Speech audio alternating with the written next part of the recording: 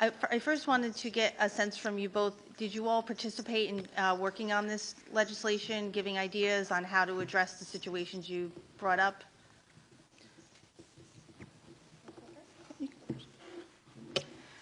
We did. I think that many of the organizations that are here today are on the front lines of work around immigration, right? Not only people who are themselves immigrants, but who work day in and day out to make sure that their family, their friends, and that their neighbors are protected. And so we are coming here into this and making recommendations based on what we know to be the lived experience of people in the state of New Jersey, and with the understanding that as a state, we have a responsibility and obligation to make sure we live up to our values, and of course that we're doing what we can.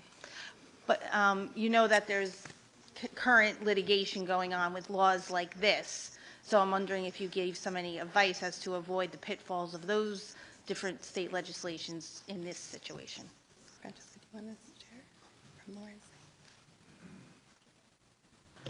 We did. I know that we have done, at least I'm speaking for myself and our team, we have done, I know we have tried to do some research and we have tried to come up with I don't want to say strategies, but some type of try to ensure that the laws are as, I don't want to say lawsuit proof as possible, but as much as they are able. Mm-hmm. I believe we have had conversations in the past year trying to get it to be as lawsuit proof as possible, as much as I'm aware. Yeah. And as you know, the ACLU, sorry, go ahead. No, go ahead. No, as you know, for us, we always make sure that things are adhering to the Constitution, and we feel confident that the bills that are before all of you today do so. As I said in my testimony, New Jersey is not the first state to pursue legislation like this. There are many other states, not even recently, but over the last many years, over the last decade, that have passed legislation that has stood up in the courts that are about making sure, and really fundamentally what these bills are about making sure that New Jersey gets to decide how its resources are used. And that is always something that New Jersey has the ability to do.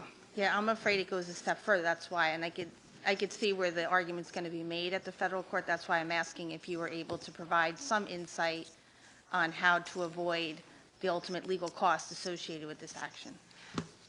We've definitely had that conversation, and I'm happy to discuss more with you offline if that's something that you're interested in. But as noted, as the ACLU, we always try to make sure that everything that we are supportive of and recommending is what we think it follows the letter of the law. So prior to today, you saw some of this legislation, correct? I'm sorry, I didn't catch that. You saw some of this draft legislation, correct? We saw the bills come through on Friday, yes. Okay. Yeah. All right.